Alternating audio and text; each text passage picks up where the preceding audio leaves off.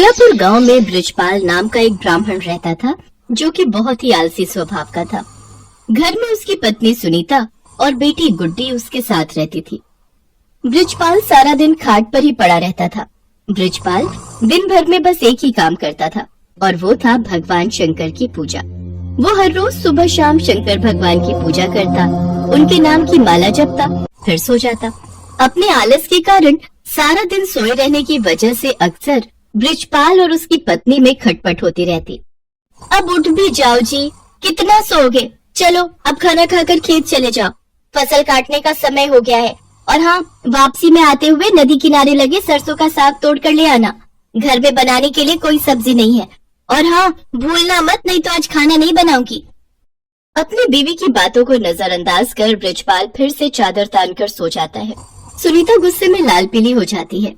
उधर कैलाश में बैठी माँ पार्वती शंकर भगवान से कहती हैं, हे नाथ, ये आपका कैसा भक्त है जो आपकी भक्ति के अलावा और कुछ काम नहीं करता, बस अपने आलसी शरीर के कारण खाट पर ही पड़ा रहता है, कोई कर्म नहीं करता। आपको तो ऐसे भक्त का मार्गदर्शन करना चाहिए। देवी, इसमें इसकी कोई गलती नहीं। ये सारा किया इसके पिछले जन्म का है। तब ये एक आलसी गधा हुआ करता था जो सारा दिन मेरे मंदिर के बाहर लेटा रहता था। मंदिर में जब भी मेरे नाम का उच्चारण भक्तगण करते तो उसका स्रोत उसके कानों में गूंजता और उसे नींद में भी मेरा ही नाम सुनाई देता। फिर एक रोज श्रवण मास में ये चल बसा और फिर अगले चारों में इसने मनुष्य रूप में जन्म लिया। लेकिन इसके पिछले जन्म के आलसी स्वभाव ने इसका पीछा नहीं छोड़ा। जब सही समय आएगा तब मैं इसे ज्ञान दूंगा। हे भगवान, क्या करूं मैं इस आदमी का? ये तो फिर से लेट गए। कब से कह रही हूँ उठ जाओ, खेतों में फसल बड़ी हो गई है। अगर समय रहते उसे नहीं काटा तो उसे जानवर चढ़ जाएंगे या कोई चुरा लेगा। सुन रहे हो ना मैं क्या कह रही हूँ? हे शिव जी, न जाने इनका आलस कब खत्म होगा। इनके आलस से तो मैं अब तंग आ चुकी हूँ। सुनीता लगातार बड़बड़ाए जा रही थी, लेकिन आलसी ब्राह्मण के सर पर तो जूं तक न रेंगे। वो तो बस चुपचाप अपनी खाट पर लेटा हुआ था। बृजपाल को न उठता देख सुनीता गुस्से में आ जाती है और बाहर आंगन में रखी पानी की बाल्टी उठाकर लाती है और बृजपाल के ऊपर गिरा देती है। बृजपाल पूरा भीग जाता है और वो गुस्से में उठकर उससे लड़ने लगता है। काफी देर तक दोनों में खूब कहासुनी होती है। फिर वो गुस्से में घर से निकलकर शंकर भगवान के मंदिर में चला जाता है और वहाँ पहुंचकर शंकर जी से कहता है, हे शंकर भगवान, अपनी पत्नी की रोज रोज की झिकझिक से मैं तंग आ चुका हूँ। अगर मेरी भक्ति ने आपको प्रसन्न किया है तो मुझे आप दर्शन दीजिए प्रभु। इतना कहते ही वो जोर जोर से रोने लगता है। अपने प्रति उसका प्यार और श्रद्धा देखकर शंकर भगवान उसको दर्शन देते हैं और कहते हैं, बृजपाल, तुम्हारी भक्ति ने मुझे प्रसन्न किया है। तुम सचमुच मेरे परम भक्त हो। कहो, तुम्हें मुझसे क्या वरदान चाहिए? हे प्रभु, मुझे ऐसी कोई चीज दीजिए जो मेरी हर बात माने और मेरा सारा काम कर दे। ये लो, मेरा ये छोटा त्रिशूल। तुम इस त्रिशूल को जहां भी रखोगे वो अपना काम खुद ही करने लग जाएगा और काम पूरा होने के बाद ही रुकेगा। लेकिन हाँ, अगर तुमने इसे काम के लिए मना किया तो ये हमेशा हमेशा के लिए गायब होकर वापस मेरे पास आ जाएगा। भगवान शंकर उसको त्रिशूल देकर अंतर ध्यान हो जाते हैं। त्रिशूल देखकर बृजपाल ये सोचकर बड़ा खुश हो जाता है कि अब से उसे कुछ भी काम नहीं करना पड़ेगा। इसके बाद वो त्रिशूल लेकर घर पहुंचता है और अपनी पत्नी और बेटी को त्रिशूल के बारे में सारी बात बताता है। अगले दिन सुबह ही बृजपाल ने भगवान शंकर का नाम लेकर उस त्रिशूल का इस्तेमाल शुरू कर दिया। वो जैसे ही त्रिशूल को घर के बीचों बीच रखता, सारे घर में अपने आप ही सफाई हो जाती।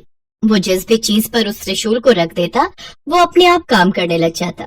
खेतों में रख देता तो अपने आप ही सारी फसल कट जाती। ऐसे ही कई दिन बीत जाते हैं। एक रोज जब सुनीता गुड्डी के साथ अपने मायके गई होती है तो बृजपाल त्रिशूल को गैस के पास रखकर कहता है, मेरे लिए जल्दी से स्वादिष्ट सा भोजन तैयार कर दो। चूल्हे पर अपने आप कढ़ाई चढ़ जाती है और उसमें खुद ही तेल मसाले पड़ने लग जाते हैं। देखते ही देखते स्वादिष्ट पकवान बनकर तैयार हो जाते हैं, जिन्हें बृजपाल बड़े ही चटकारे लेकर खाता है। आहा हा हा, वाह, मजा ही आ गया। वाह वाह वाह, क्या स्वाद है। रोज भाग्यवान के हाथों का भोजन करके तो मैं परेशान ही हो गया था। सच में कमाल का है ये त्रिशूल। खाना खाकर बृजपाल आराम से गहरी नींद में सो जाता है और फिर जब अगली सुबह जागता है तो कुएं के पास जाकर उस त्रिशूल से कहता है, जल्दी से मेरे नहाने के लिए कुएं में से पानी निकालकर इस बाल्टी में भरा जाए। कुएं में से पानी निकालना हो, पौधों को पानी देना हो, साफ सफाई, कपड़े, बर्तन, सभी तरह के काम वो त्रिशूल बृजपाल के कहते ही कर देता। बृजपाल बगीचे में पड़ी पाइप के पास जाता है और अपने त्रिशूल को उससे छुआते हुए कहता है, पाइप, जल्दी से इस बगीचे में लगे पेड़ पौधों को अच्छे से पानी दे दो। पाइप अपने पौधों में पानी देने लग जाती है। फिर आलसी ब्राह्मण खुश होते हुए आराम से सोने चला जाता है, लेकिन सोने के कुछ देर बाद ही लाइट चली जाती है। फिर वो अपने त्रिशूल को हथपंखा पर रखते हुए कहता है, हे हाथ पंखे, जब तक लाइट नहीं आ जाती तुम मुझे इस पंखे से हवा करो। उसके ये कहते ही हथपंखा उसे हवा करने लगता है। कुछ देर बाद जैसे ही लाइट आती है तो वो हथपंखा बंद हो जाता है। एक दिन बृजपाल को बड़ी तेज भूख लग रही होती है। उसने खाली थाली अपने सामने रखी और जमीन पर बैठ गया। फिर त्रिशूल को थाली पर लगाकर कहने लगा, अब इसमें से जल्दी जल्दी स्वादिष्ट पकवान निकल कर आते जाए। कुछ ही देर में कई तरह के पकवान थाली में आते गए। कितना अच्छा होता अगर मुझे अपने आप खाना खाना ना पड़े और खुद ही मेरे मुंह में सारा खाना चला जाए। ऐसा कहकर उसने त्रिशूल को अपनी प्लेट पर लगाया और कहने लगा, अच्छे अच्छे पकवान जल्दी से मेरे मुंह में आ जाए। उसके ऐसा कहते ही थाली में से तरह तरह के पकवान निकलकर उसके मुंह में जाने लगे और वो बड़े ही चटकारे लेकर उनको खाने लगा। पर ये मजा कुछ देर तक का ही था। कुछ ही देर में उसका पेट भर गया और वो खा नहीं पा रहा था, लेकिन पकवान थे जो कि उसके मुंह में लगातार जाते ही जा रहे थे। उसका पेट और मन पूरी तरह भर चुका था। वो जैसे ही उन्हें रोकने की बात सोचता है तो उसे भगवान शंकर की कही वो बात याद आई जिसमें उन्होंने कहा था कि अगर त्रिशूल को काम करते हुए रोका गया तो ये वरदान वहीं समाप्त हो जाएगा और त्रिशूल फिर से शंकर भगवान के पास पहुंच जाएगा। तभी वहाँ सुनीता गुड्डी के साथ अपने मायके से लौटकर पहुंच जाती है। वो दोनों ये सब देखकर हैरान रह जाती हैं। सुनिए जी, देखिए तो आपका पेट कितना फूलता जा रहा है, जल्दी से इस त्रिशूल को रुकने के लिए कहिए। बृजपाल शंकर भगवान के दिए वरदान को खोना नहीं चाहता था, लेकिन फिर भी वो थक हार कर कह ही देता है, रुक जाओ। उसके इतना कहते ही खाना रुक जाता है, लेकिन साथ ही वो त्रिशूल भी वहाँ से गायब हो जाता है। त्रिशूल को गंवाकर वो बड़ा ही दुखी हुआ, लेकिन अब वो कुछ भी नहीं कर सकता था। शंकर भगवान के दिए वरदान को अब वो खो चुका था।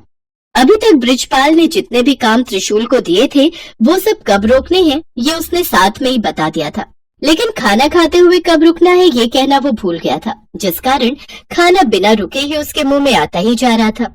सारी बात समझने के बाद बृजपाल कहने लगा, हे महादेव, मैं समझ गया।